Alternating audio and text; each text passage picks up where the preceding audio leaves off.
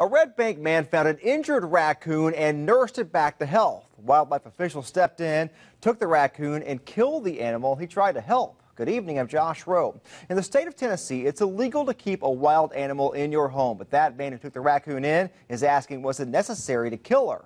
News Channel 9's Brittany Nicholson is here with that story. Brittany. Steve Rose says he and his brother saved 2 baby raccoons who fell out of a tree. The male died just a couple days later, but the female, he says, became like a member of his family. Steve Rose says he did what he thought was right. He says his raccoon he called Baby Girl fell out of a tree and would have died if he hadn't taken her in. Made a special formula for her, and I bottle fed her for about 3 months. She took on solid food. He says he was nursing her back to health until she would be ready to go back into the wild. That was my buddy.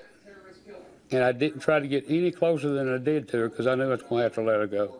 It wasn't fair to keep her in this house in that cage. I wanted her to go out.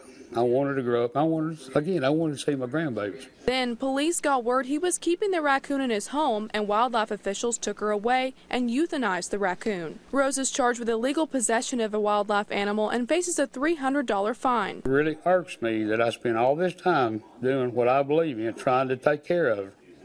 And then they took her away from all of us on earth. Wildlife officials did what they do with all wild animals in the same situation. Euthanized her, then sent her to Knoxville for testing. News Channel 9 Outdoors' Richard Sims says it's just protocol. Euthanasia often has to be a fact of life, whether we're talking about dogs at the Humane Society or whether we're talking about wild animals. TWRA says the only way to test an animal for rabies is to euthanize it. Rose is a retired first responder. He says losing Baby Girl was like losing one of his patients. I've had patients that I took care of, like 3 or 4 ambulance calls with them, and I knew they died.